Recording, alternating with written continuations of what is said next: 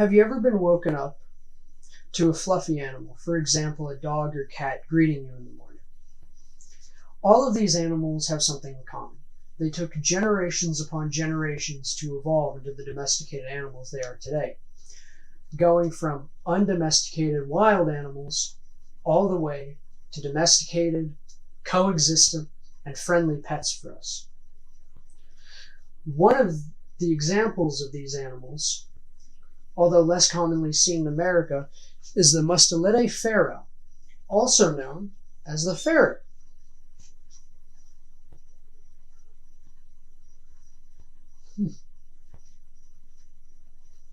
This is my first visual example for this speech.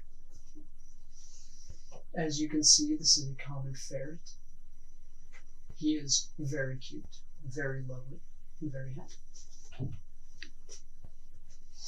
But he probably wants to go back to sleep right now, so I'm going to put him back in his cage and let him have a nice long rest while we talk about the rest.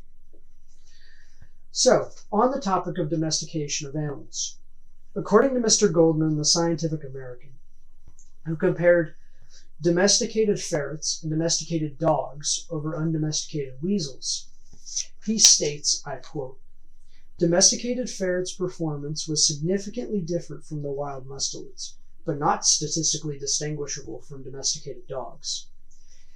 Meaning that socially, domesticated dogs and domesticated ferrets share more in common than the social cues between domesticated ferrets and undomesticated ferrets.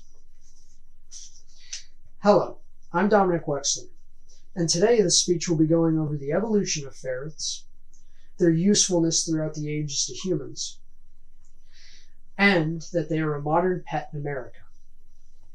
Now, it's time to talk about some cute little flute snakes.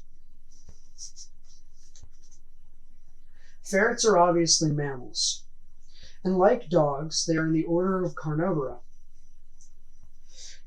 and they share the same common ancestors with each other.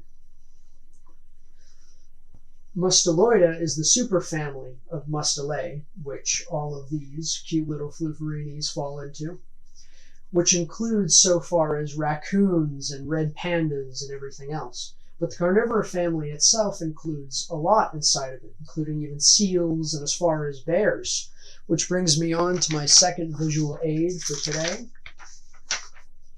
the chart. As you can see, it starts with carnivora and goes into every animal that you'd expect to be kind of like a dog, basically. Not only dogs, but also bears and seals even, and then all of our Mustela brothers.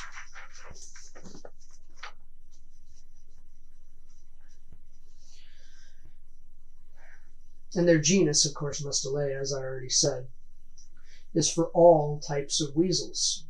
Just one of these, which there are a lot, being the Mustela Furo. Boing boing. All ferrets are weasels, but not all weasels are ferrets in this case.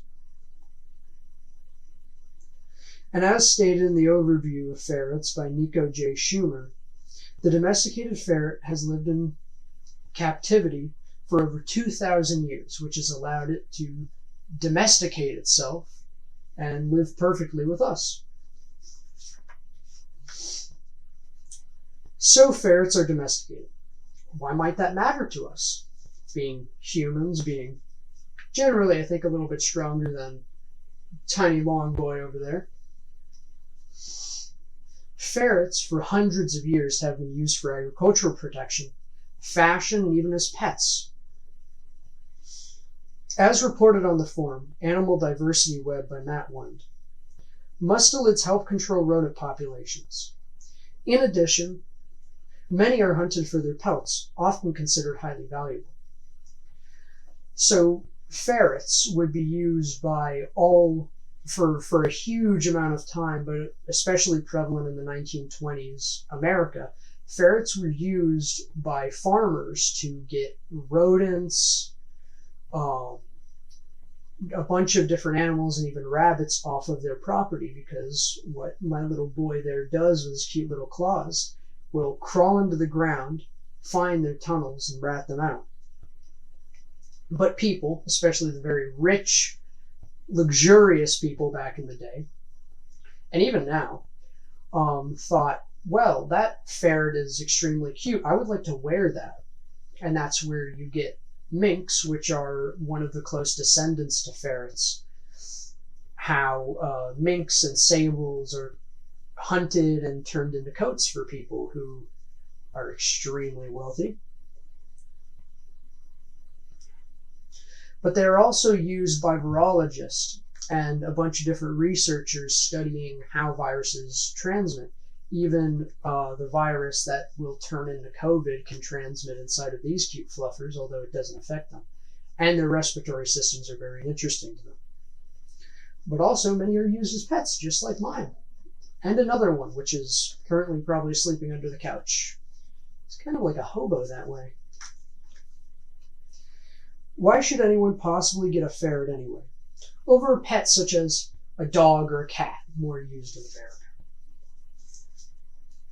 Well, ferrets are more similar to dogs than cats, but are still very similar to a regular domesticated animal.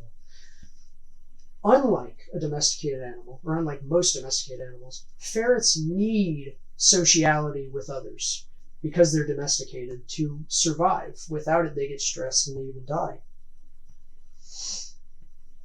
And ferrets are very excited, happy animals, and from my experience, I can definitely say that's very true.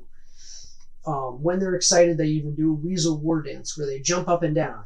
They're going like this and all, woozling themselves. They've even fallen off my bed while doing that, which is pretty funny, and it's kind of hard to hurt them with any blunt force trauma anyway.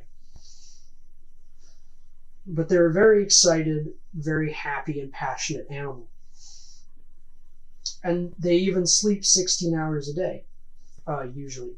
So taking care of a ferret is very high intensity for a low amount of time, which is one of the reasons some people like them. You can put them in a cage, you can let them be, or you can let them free roam around their house. They're kind of very adaptable to the human situation in that way.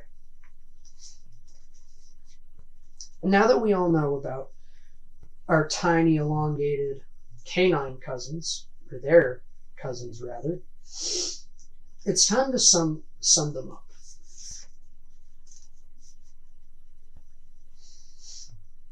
Common ferrets evolved alongside dogs, and they changed to benefit humankind.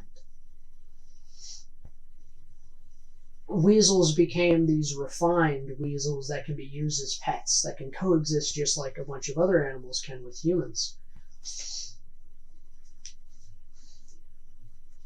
And overall, most animals on this earth are cute and interesting, just like ferrets. How ferrets can give to the research world, can give to our uses in agriculturalism, making food for us. And in fashion, although I dislike that in some sense.